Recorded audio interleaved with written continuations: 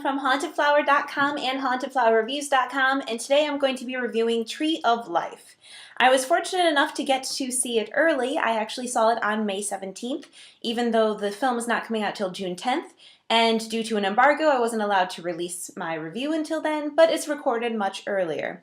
So this is a fresh impression of The Tree of Life, written and directed by Terrence Malick, and I have to say, this film is not my cup of tea at all.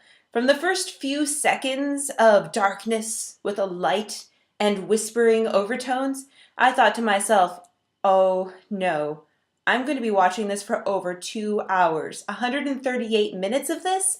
Crap! I mean, alright, I'm going to get my head in the game. Maybe there's something here that's really worthwhile. And it took a long time to get there.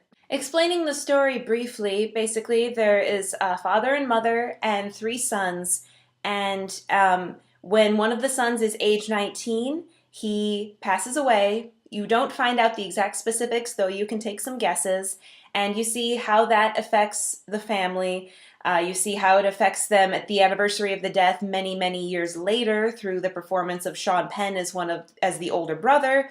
And you get to see the parents are played by Brad Pitt and Jessica Chastain. Eventually it flashes back to the 1950s and shows them all growing up together and how the eldest son kind of has to go through a loss of innocence and figuring out what it takes to be a boy and what it's going to be like to be a man.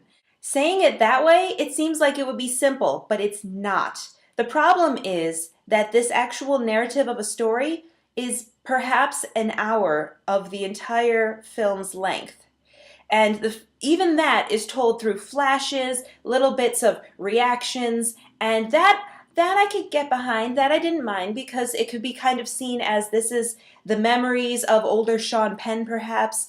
But the problem is that this movie lacks focus so much that it was driving me crazy. The movie begins with the parents showing their reactions to their son's death around the 70s, close to the 70s.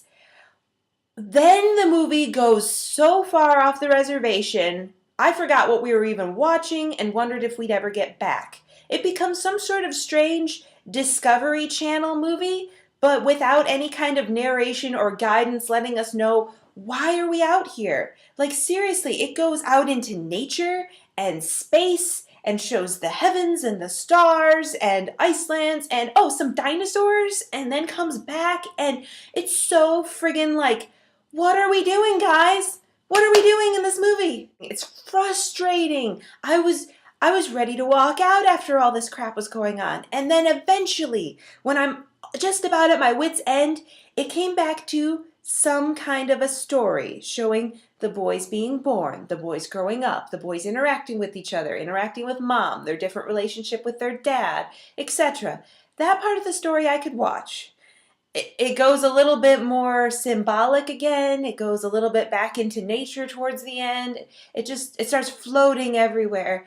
And by the end, I'm just, please roll credits. Roll credits now. You know what, honestly, this might be one of these cases where maybe I'm just not smart enough for this movie. Maybe I'm just not patient enough for this movie. But this movie really pissed me off that I had to sit there and I'll never get that time in my life back because it was driving me crazy.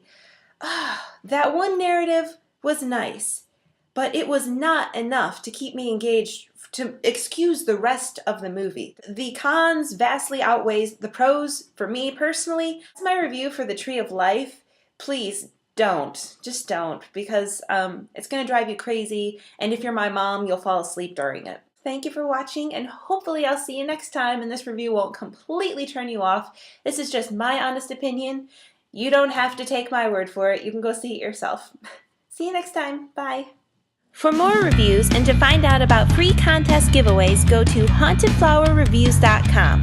My reviews are also available as a podcast on iTunes. Search for Haunted Flower Reviews and subscribe and leave us feedback and comments.